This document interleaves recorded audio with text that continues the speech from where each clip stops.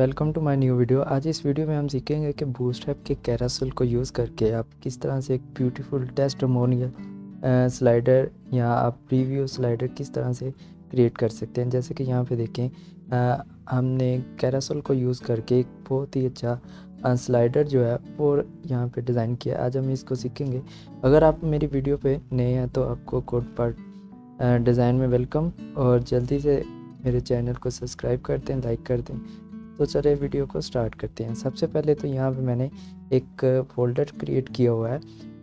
इस फोल्डर के अंदर मैंने एक और फोल्डर बनाया हुआ है जिसके अंदर कुछ इमेजेस को मैंने सेव करवाया हुआ है जो हम इस असाइनमेंट में यूज़ करेंगे। तो इसके साथ हम एक फ़ाइल यूज़ कर लेते हैं जो कि हम यहाँ पे सबलाइम टेक्स्ट के अंदर बनाएंगे। यहाँ पे मैं जल्दी से एक न्यू फाइल बना लेता हूँ। कंट्रोल एस करके इसको मैंने एक न्यू फाइल बना दी और इसको मैं सेव करवाऊँगा अपने उस फोल्डर के अंदर। ठीक है, यहाँ पे हमने फोल्डर के अंदर इस फाइल को सेव करवा देंगे और इस फाइल का नाम आप कुछ भी रख सकते हैं। जैसे कि मैं यहाँ पे index.html रख रहा हूँ और यहाँ पे हम यूज़ करेंगे बूटस्ट्रैप का। तो बूटस्ट्रैप के जो ऑफिशियल वेबसाइट है, यहाँ से हम बूटस्ट्रैप की स्टार्टर टेम्पलेट को उतारेंगे ताकि इसी के अंदर हमारे पास CSS का लिंक और जो जावास्क्रिप्ट का लिंक है ये दोनों मिल जाए।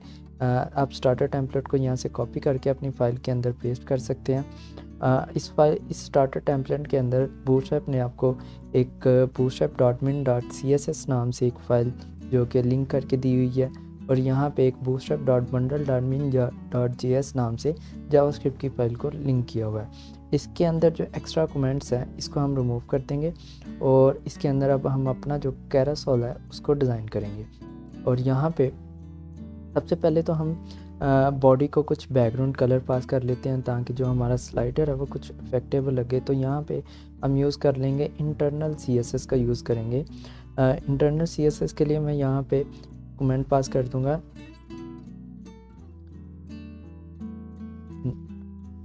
यहाँ पे मैंने कमेंट पास किया और इसके नीचे हम स्टाइल नाम का टैग का यूज़ करके इंटरनल CSS कर लेंगे। और यहाँ पे मैं बॉडी को करूँगा टारगेट, और बॉडी को टारगेट करके यहाँ पे हम बैकग्राउंड कलर पास कर देंगे जो कि पूरी बॉडी का बैकग्राउंड कलर होगा।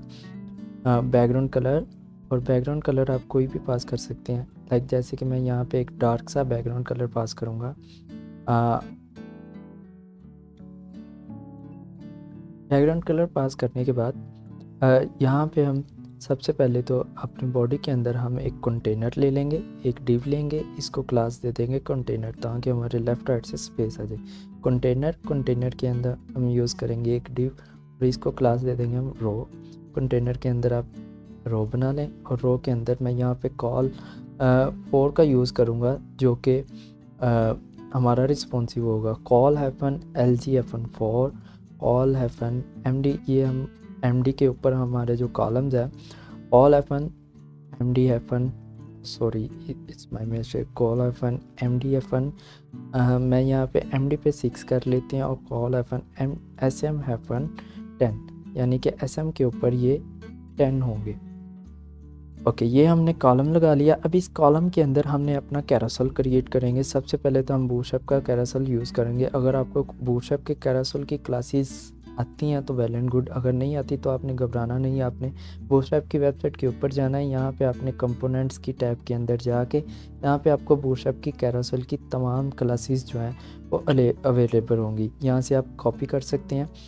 मैं कॉपी नहीं करूँगा, मैं 1 बाय 1 आपको यहाँ पे क्लासेस एक लगाएंगे हम ताकि आपको आइडिया हो कि क्या हो रहा है। यहाँ पे हम सबसे पहले तो एक कैरासल नाम की क्लास ले लेंगे, कैरासल, और इस कैरासल सिंपल कैरासल की क्लास है और इसके साथ एक क्लास यूज़ होगी स्लाइड की जो कि स्लाइड करवाएगी।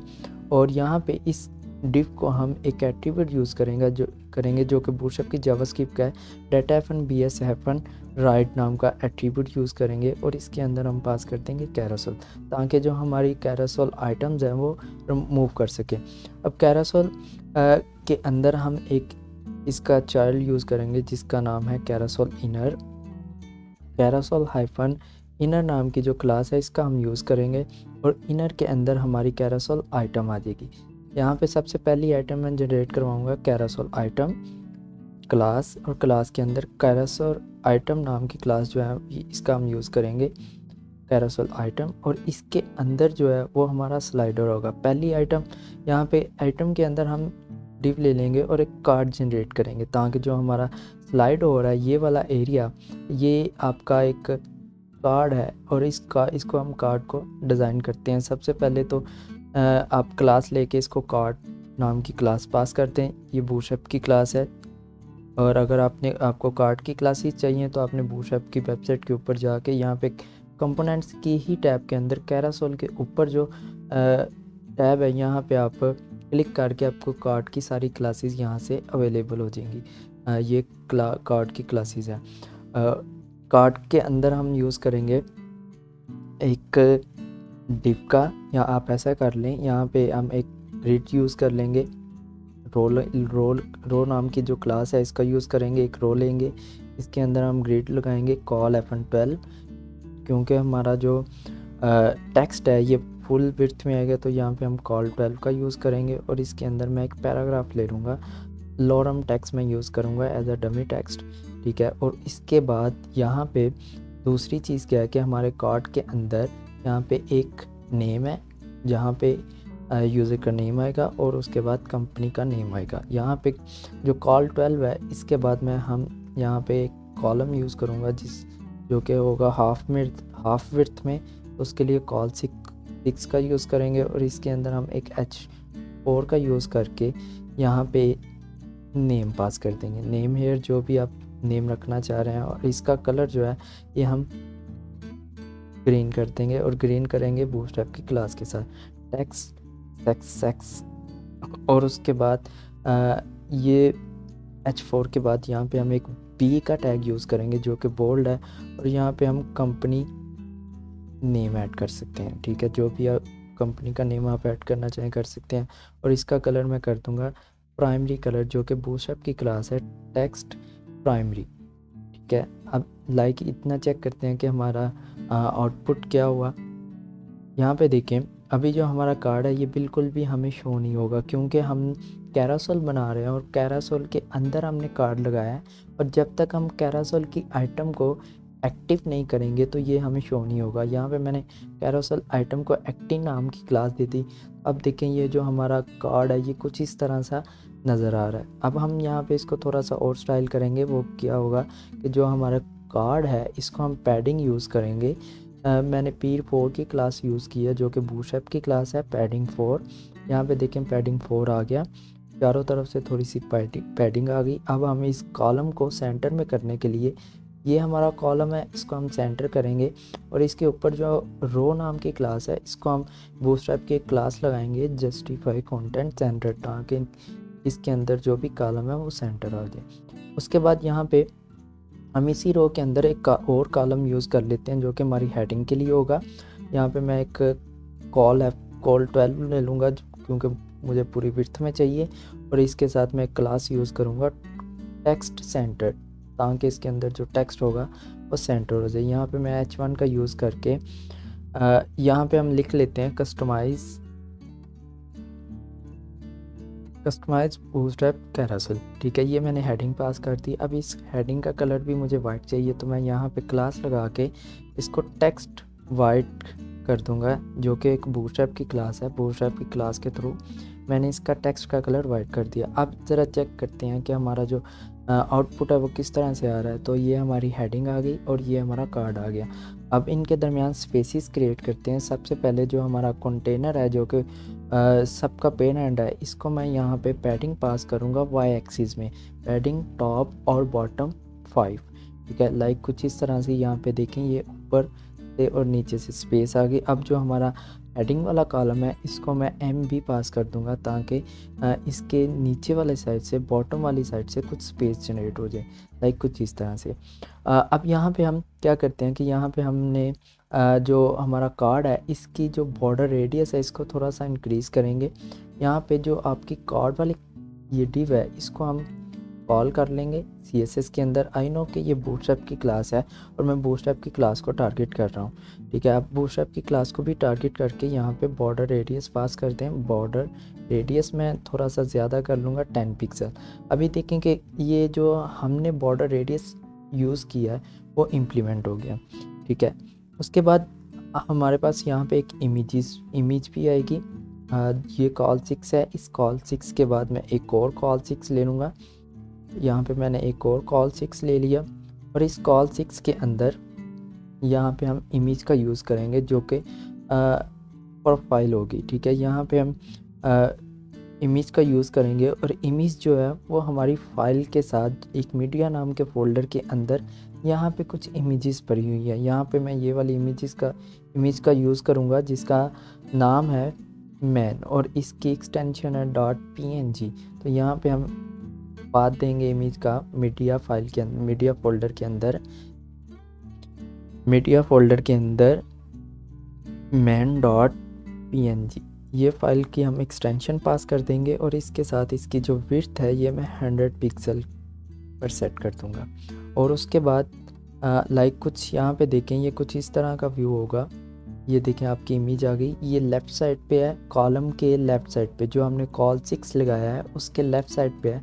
तो मैं इसको राइट पे शिफ्ट करने के लिए बूटस्ट्रैप की क्लास यूज़ करूँगा। इसके पेरेंट कॉलम को टेक्स्ट एंड का मतलब टेक्स्ट अलाइन राइट।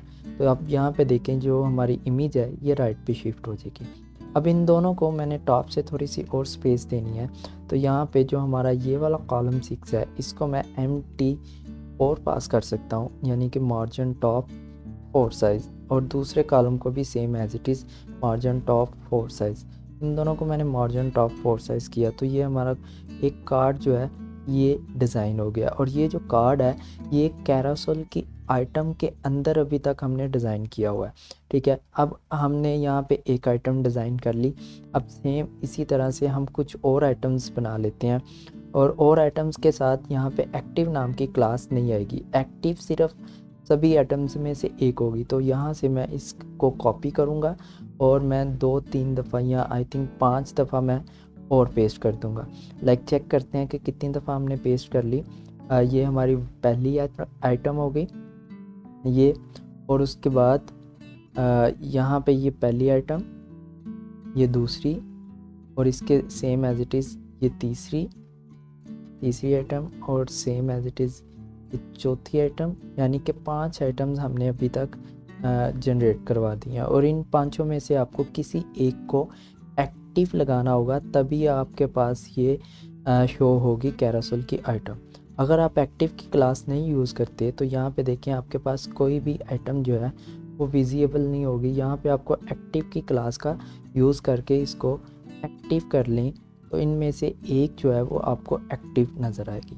अब यहाँ पे हम यूज़ करेंगे इंडिकेटर्स, जो कि बूटस्ट्रैप के इंडिकेटर्स हैं। अगर आप बूटस्ट्रैप के कैरोसेल के ऊपर जाके बूटस्ट्रैप का कैरोसेल देखें तो यहाँ पे देखें कि बूटस्ट्रैप के कैरोसेल के अंदर इंडिकेटर्स हैं। इन इंडिकेटर्स को हम चेंज करेंगे अपनी इमेजेस के अंदर और इन बटन्स का हम यूज़ नहीं करेंगे।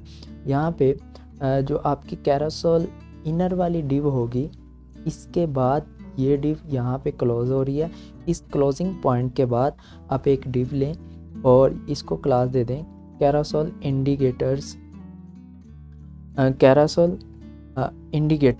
इंडिकेटर्स की क्लास आप यहाँ पे पास करेंगे इंडिकेटर्स, और इसके अंदर आप यहाँ पे बटन्स का यूज़ करके इंडिकेटर्स बना सकते हैं। मैंने यहाँ पे एक बटन यूज़ किया और कैरोसेल इंडिकेटर्स के अंदर जो बटन होंगे उसको 2 एट्रीब्यूट्स लगेंगे। पहला एट्रीब्यूट होगा data F1 BS F1 target.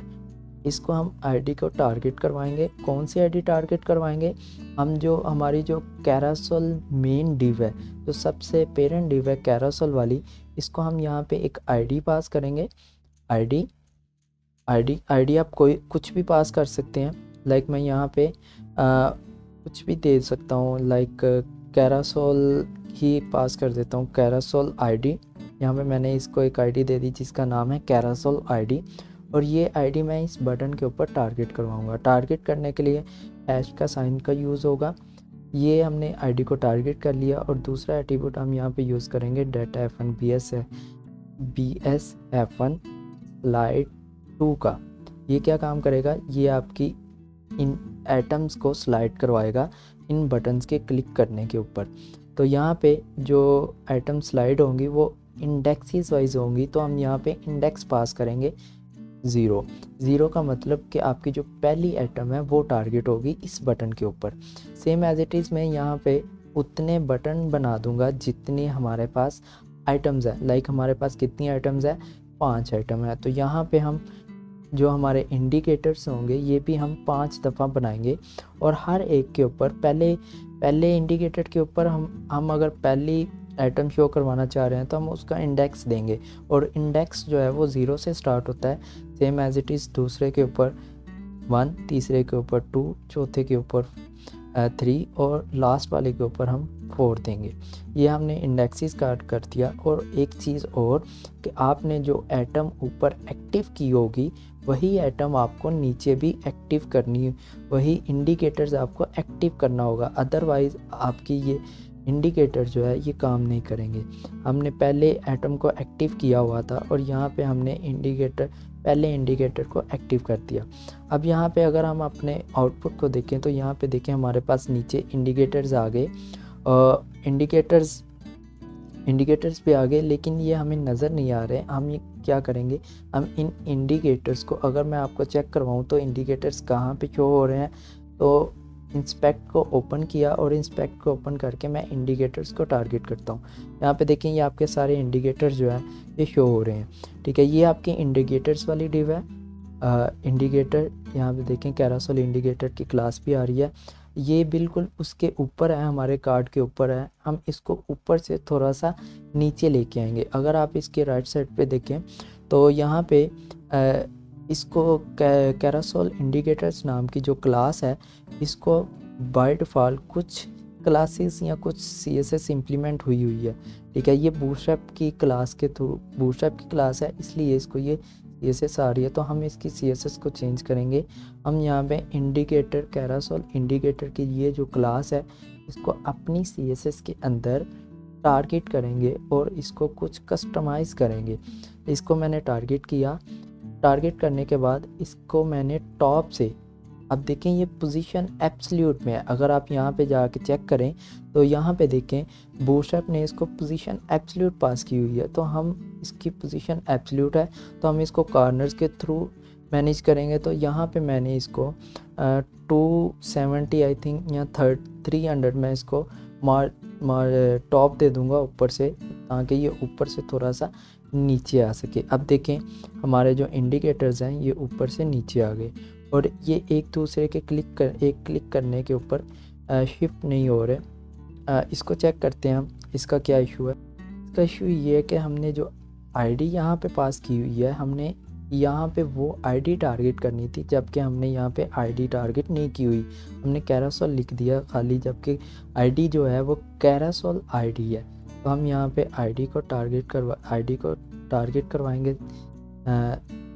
Spelling mistake नहीं होनी चाहिए, अदरवाइज़ ये आपका फिर भी प्ले नहीं होगा।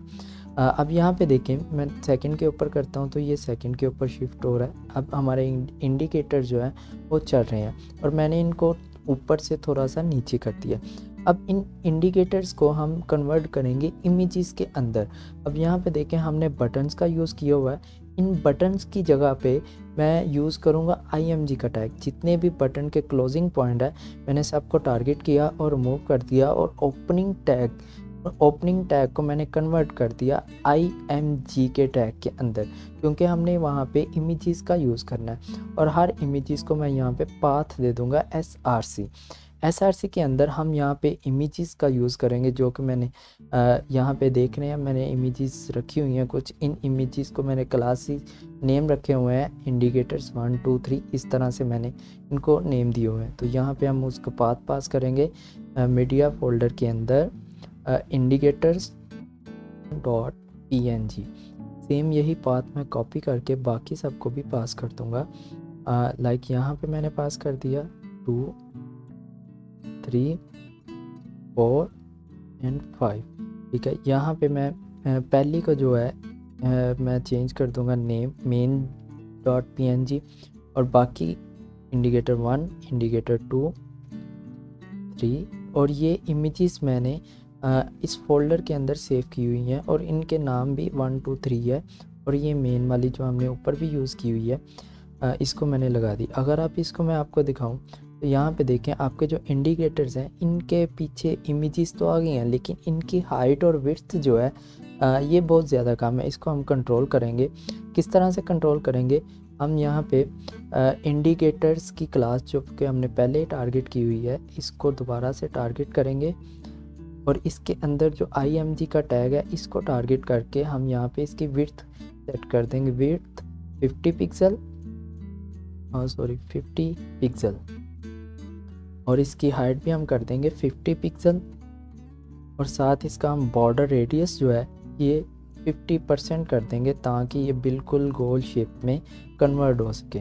ठीक है, अगर मैं यहाँ पे अब चेक करूँ तो अब देखें बॉर्डर रेडियस तो इम्प्लीमेंट हो गया, लेकिन हमारी हाइट और विड्थ इम्प्लीमेंट नहीं हुई क्योंकि ये एक बूटस्ट्रैप की क्लास है, इसलिए इम्प्लीमेंट नहीं हुई। तो हमें यहाँ पे साथ इम्पोर्टेंट का यूज़ करना पड़ेगा। इम्पोर्टेंट लगा देंगे हम, इम्पोर्टेंट, और सेम एज इट इज़ यही इम्पोर्टेंट हम हाइट और विड्थ दोनों को इम्प्लीमेंट कर देंगे। अब देखें हमारी हाइट विड्थ भी आ गई और साथ जो है हमारी इमेजेस भी आ गई। अब इसके क्लिक करने पे हमारा जो डाटा है, जो स्लाइड्स हैं, ये भी मूव कर रही हैं। अब हम इसको क्या करेंगे, हम इसको एक थोड़ा सा मार्जिन लेफ़्ट पास करेंगे। मार्जिन लेफ़्ट साइड से पास करेंगे -15 पिक्सल। ठीक है, ताकि ये एक दूसरे के थोड़े करीब हो जाएं। देखें अभी भी इम्प्लीमेंट नहीं हुआ, इसके साथ भी हमको इम्पोर्टेंट यूज़ करना पड़ेगा क्योंकि बूटस्ट्रैप क्लास है, इसलिए हमने इन सबको मार्जिन लेफ़्ट जो है -15 पिक्सल करके एक दूसरे के करीब कर दिया। अब हम इसके ऊपर एक्टिव की जो क्लासेस है ये इम्प्लीमेंट करते हैं। बाय डिफ़ॉल्ट में सारी इमेजेस का जो ग्रे स्केल है मैं यहाँ पे यूज़ करूँगा फ़िल्टर नाम की प्रॉपर्टी, फ़िल्टर, और यहाँ पे ग्रे स्केल यूज़ करके इसको मैं कर दूँगा 100%। ये 100% हो जाए ग्रे स्केल डिफ़ॉल्ट में हर इमेजेस का। तो यहाँ पे देखें जो हमारी सारी इमेजेस हैं इंडिकेटर्स के अंदर, इसका जो ग्रे स्केल है वो 100% हो गया। फिर उसके बाद हम क्या करेंगे कि हम एक्टिव की क्लास ढूंढेंगे। एक्टिव की क्लास आपको कहाँ से मिलेगी? आपने दोबारा से इंस्पेक्ट के ऊपर जाना है। यहाँ पे आपने जो एक्टिव इंडिकेटर है इसके ऊपर क्लिक करें तो यहाँ पे आपको एक्टिव की क्लास जो है ये मिल जाएगी। इस एक्टिव की क्लास को आप यहाँ से कॉपी करें। कॉपी करने के बाद अपनी CSS के अंदर आके इसको पेस्ट करके यहाँ पे एक्टिव को पास करते हैं फ़िल्टर कि जब क्लास एक्टिव हो, जो आपका इंडिकेटर एक्टिव हो, उसके ऊपर जो ग्रे स्केल है वो 0 हो जाए इमेज का। ठीक है, यहाँ पे 0% मैं पास कर दूँगा कि एक्टिव, जब इंडिकेटर एक्टिव हो तो ग्रे स्केल 0 हो जाए और जब इंडिकेटर एक्टिव ना हो तो उसका ग्रे स्केल 100% हो जाए। अब मैं यहाँ पे रिफ़्रेश करता हूँ तो अब देखें जो इंडिकेटर्स आपका एक्टिव होगा उसके ऊपर ग्रे स्केल ख़त्म हो गया और बाकी जो है उसके ऊपर ग्रे स्केल आता रहेगा। ये एक इफ़ेक्ट बन गया है। ठीक है, अब यहाँ पे हम यूज़ करेंगे एरो का। एरो आपने कहाँ पे यूज़ करना है? एरो अगर मैं आपको दिखा दूँ कि मैंने एक इमेज एरो के यहाँ पे फ़ोटोशॉप से एक एरो बना के यहाँ पे रख दिया हुआ है। आप भी फ़ोटोशॉप के अंदर इस तरह से कोई एरो बना सकते हैं या मैं आपको ये फ़ाइल प्रोवाइड करवा दूँगा। अब ये आपने कहाँ पे लगाना है? ये आपने लगाना है इंडिकेटर वाली जो डिव है कैरासोल इंडिकेटर, इसके बैकग्राउंड में हम यूज़ करेंगे। Background as a background image URL और URL के अंदर कोड्स और इसके अंदर पाथ दे देंगे मीडिया के अंदर top.svg। ये जो फाइल है ये यहाँ पे पड़ी है, इसको लगाना है। अब अगर आप देखें तो आपके बैकग्राउंड पे अभी देखें कि आपके इंडिकेटर्स के बैकग्राउंड में कोई भी एरो शो नहीं हो रहा, लेकिन बैकग्राउंड में एरो है, लेकिन वो इंडिकेटर्स वाली जो डिव है उसकी हाइट बहुत ज़्यादा कम है, बल्कि शो ही नहीं होगी आपको, इसलिए ये शो नहीं हो रहा। देख रहे हैं कि ये जो कैरासोल इंडिकेटर की हाइट है ये बिल्कुल ख़त्म है। अब हम क्या करेंगे, इसको हम पैडिंग का यूज़ करेंगे। कैरासोल इंडिकेटर के अंदर हम पैडिंग यूज़ करेंगे। Padding top 70 pixel. ठीक है, 70 पिक्सल मैंने यहाँ पे पास कर दी।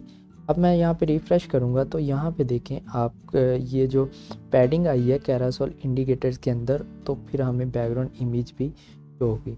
अब जो हमारी इमेज है ये बार बार रिपीट हो रही है, तो यहाँ पे इसकी रिपीटनेस को ख़त्म करने के लिए मैं यूज़ करूँगा बैकग्राउंड रिपीट नाम की प्रॉपर्टी का। बैकग्राउंड रिपीट और इसकी वैल्यू कर देंगे नो रिपीट। ठीक है। और फिर बैकग्राउंड साइज़ जो है, इसका साइज़ मैं सेट कर लूँगा 25 पिक्सल, लाइक कुछ इस तरह से। यहाँ पे देखें ये एक आ गया। अब इसको सेंटर करना हो तो यहाँ पे हमने बैकग्राउंड पोजीशन को यूज़ करके इसको कर देंगे सेंटर। तो ये आपका जो आइकॉन है ये सेंटर आ जाएगा। अब हम इसको थोड़ा सा ऊपर करेंगे।